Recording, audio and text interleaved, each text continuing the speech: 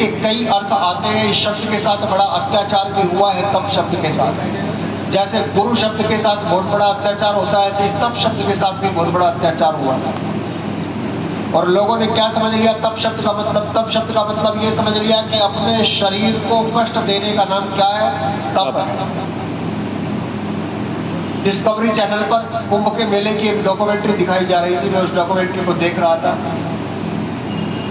तो उसमें एक बाबा है जिनका नाम है हथखड़ा बाबा। हथखड़ा बाबा।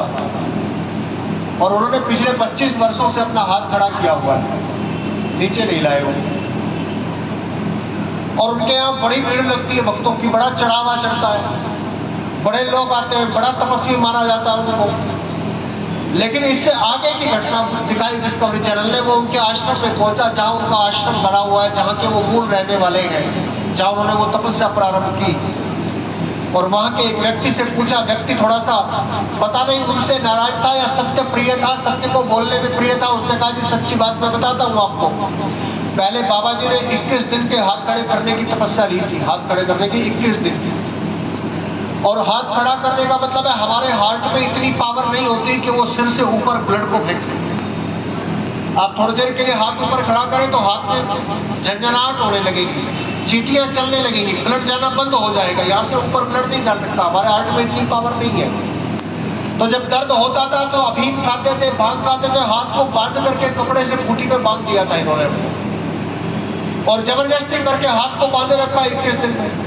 अब 21 दिन के बाद में जब तपस्या पूर्ण हो जाती है तो फिर भंडारा होता है, लोगों को बहुत बुलाया जाता है, बड़े ढोल नगाड़े बजाए जाते हैं। ढोल नगाड़े बज रहे थे, लोगों को बुलाया गया, भंडारा हुआ, हाथ खोला गया ऊपर से, और हाथ का महाराज अब हाथ नीचे करो।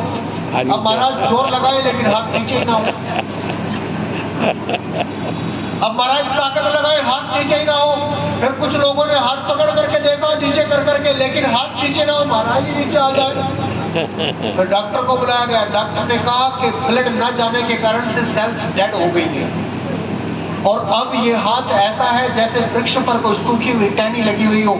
अब ये हाथ नीचे नहीं आ सकता, अब ये सारी सेल्स डेड हो चुकी हैं।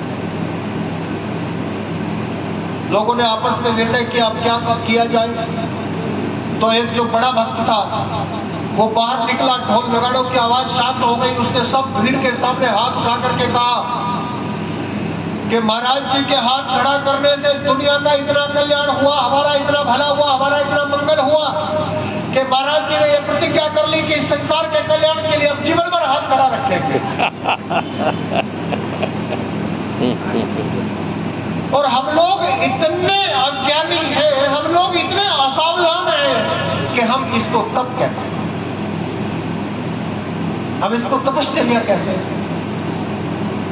अरे भगवान ने ये मनुष्य का शरीर परोपकार के लिए दिया है, कर्म करने के लिए दिया, पुरुषार्थ करने के लिए दिया है। कोई अपनी आंखों को फोड़ ले, कोई अपने हाथों को तोड़ ले, कोई अपने पैरों को कटवा ले, तो क्या इसको तप कहेंगे? तब तो यह है कि अपने हाथों से अच्छा कर्म करे, शुभ कर्म करे, दूसरों को दान दे, परोपकार करे, सहयोग करे, दूसरों की रक्षा करे, तब तो इस बात का नाम है। लेकिन तप शब्द के साथ बड़ा अत्याचार हुआ। तप शब्द के 4 अर्थ मिलते हैं हमारे शास्त्रों में। पहला तप शब्द का अर्थ मिलता है द्वंद्व सेना, जो महाराज युधिष्ठिर ने यक्ष को बताते हुए कहा तपः स्वकर्म वर्तित्वम। जब यक्षराज ने पूछा तपः किम लक्षणम प्रोक्तम, तो युधिष्ठिर ने बताया तपः स्वकर्म वर्तित्वम। अपनी जिम्मेदारियों को, अपनी ड्यूटीज को, अपने कर्तव्य को, जो काम हमें मिला है उसको अच्छे प्रकार से करना इस संसार का सबसे बड़ा तप है। और यही बात योगीराज श्री कृष्ण जी महाराज ने कही, योगः कर्मसु कौशलम। कर्मों की कुशलता का नाम ही योग है।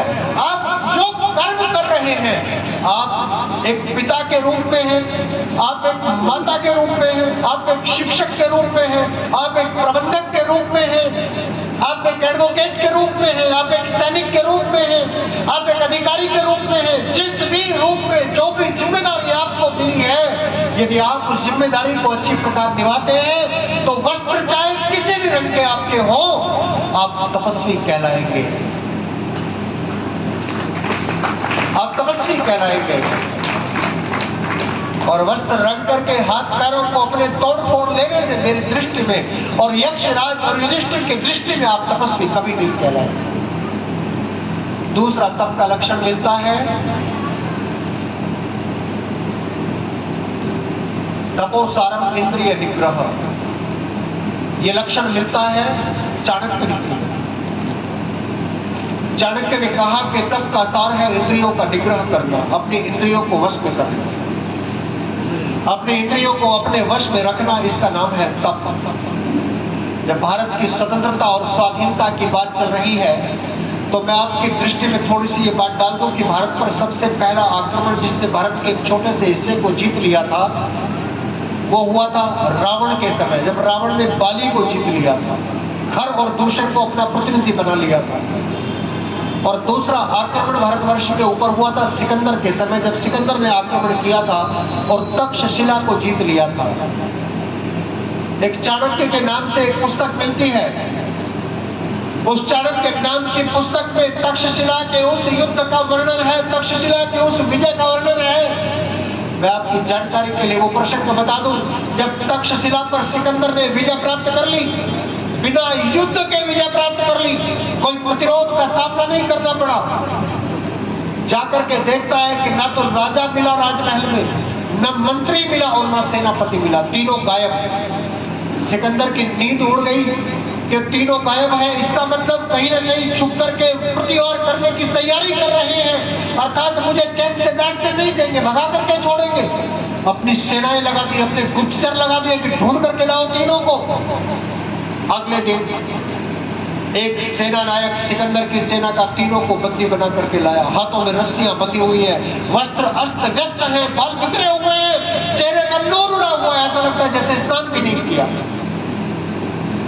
जब दरबार में लाए तो सिकंदर गद्दी से उठ करके खड़ा हो गया और जोर से पूछा, कहां मिले ये तीनों? सेना नायक ने सर झुका लिया अपना लज्जा के कारण। फिर पूछा, कहां मिले ये तीनों? जब जोर से पूछा तो सेना नायक को बताना पड़ा कि महाराज मुझे बताते हुए बड़ी शर्म आ रही है, लेकिन मैं बताना चाहता हूं कि जिस राजा के सीमाओं पर शत्रु की सेना आक्रमण करने के लिए तैयार खड़ी हो, वो राजा अपने मंत्री और सेनापति के साथ रात में गणिका के कोठे पर, नृत्यांगना के कोठे पर नृत्य देखने के लिए गया था। और वहां पर इतनी मदिरा पीली, इतनी शराब पीली कि इन तीनों को रात में होश नहीं रहा, तीनों मदमस्त होकर के वहीं पड़ गए। सुबह जब हमने नगर में खोजबीन प्रारंभ की तो कुछ सैनिकों से पता मिला कि ये तीनों वहां पर पड़े हुए हैं, वहां से मैं इनको बंदी बना करके लाया। भारत के पराधीनता की नींव उस दिन नहीं पड़ी जिस दिन भारत के किसी राजा को युद्ध में हराया गया।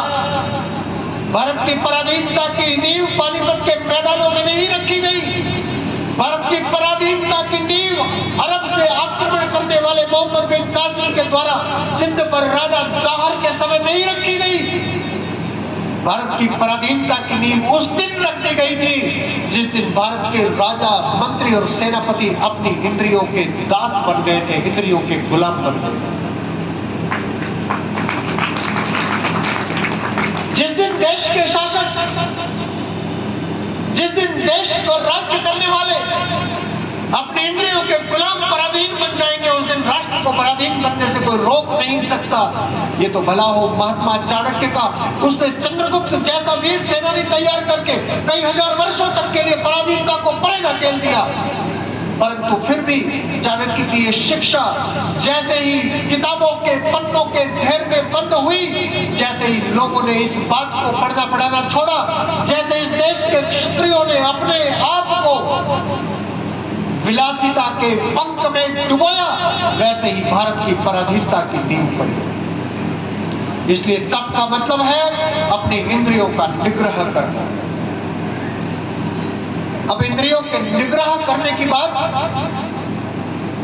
कहां कहां बताऊं, किस किस को बताऊं? पंडित राम प्रसाद बिस्मिल जी की बात चल रही है। धन की बहुत आवश्यकता थी। काकोरी एक्शन करने से पहले कई घरों में डाके डाले गए थे। एक घर में डाका डालने गए, एक सुंदर युवती थी, एक साथी नासमझ नादान उसने उस युवती पर हाथ डाल दिया। उस दिन पहली बार बिस्मिल की पिस्तौल चली थी। उस दिन पहली बार बिस्मिल की पिस्तौल चली थी। एक वार्निंग फायर किया और कहा सावधान, इसको छोड़ दो नहीं तो गोली इस बार दूसरी सीने में लगेगी। वो लड़का उसको छोड़ करके हट गया। बिस्मिल ने आदेश किया कि तुरंत इस घर से बाहर निकलो, अब इस घर में डाका नहीं डाला जाएगा। बाहर जाने के बाद लोगों ने पूछा वहां से अच्छा धन प्राप्त हो सकता था, आपने वहां धन प्राप्त करने से मना क्यों किया? उन्होंने कहा जिस घर में जाकर के हमारा कोई व्यक्ति किसी नारी का अपमान करेगा, मैं ऐसे किसी सदस्य को बर्दाश्त नहीं कर सकता। मैं स्वाधीनता की लड़ाई को बदनाम नहीं होने दे सकता, चाहे धन मिले चाहे ना मिले। इतने इंद्रियों के जयी, इतने इंद्रियों के जीतने वाले देशभक्तों के कारण आजादी मिली हमें। जब चंद्रशेखर आजाद से किसी ने पूछा कि पंडित जी विवाह क्यों नहीं कर लेते, पंडित जी ने कहा कोई लड़की हो तो बताओ। उन्होंने कहा लड़कियों तो बहुत है, आप कोई बताओ कैसी लड़की चाहिए आपको? उन्होंने कहा ऐसी लड़की चाहिए जो 2 राइफल कंधे पर टांग करके, कारतूसों से भरा हुआ थैला कमर में बांध करके और घायल हुए मुझे अपनी कमर का सहारा दे करके पहाड़ की चोटी तक चढ़ सके। ऐसी लड़की मिले तो मैं विवाह करूंगा। वाह वाह। ये इंद्रिय जयता थी, उनकी इंद्रियों पर विजय प्राप्त करने की किसी एक भी भारत के स्वाधीनता संग्राम के किसी एक भी सेनानी पर आपने इतिहास की किसी पुस्तक में नहीं पढ़ा होगा कोई एक भी लांछन लगा होगा, क्योंकि इनका उद्भव ये सेनानी निकले थे राम प्रसाद बिस्मिल की कमांड से, ये सेनानी निकले थे चंद्रशेखर आजाद की कमांड से, ये सेनानी निकले थे सुभाष चंद्र बोस की कमांड से। इनके जीवन पर एक भी धब्बा नहीं लगा, इसके कारण से हमें स्वाधीनता मिली। और अगर आज भी हम नहीं चेते, आज भी हमने ये बात नहीं देखी कि चरित्रवान लोगों को अपना राजशासक बनाओ। वेद कहता है कि चरित्रहीन व्यक्ति मुझ पर शासन ना करे। क्यों? क्योंकि चरित्रहीन व्यक्ति जिस राष्ट्र के शासक हो जाते हैं वो राष्ट्र पराधीन हो जाता है। यही बात ये वेद का मंत्र कहता है कि तपो सारम इंद्रिय निग्रह, अर्थात जो इंद्रिय निग्रही होते हैं वो तपस्वी होते हैं और जो नहीं होते वो तपस्वी नहीं होते। तीसरा तप का उदाहरण मिलता है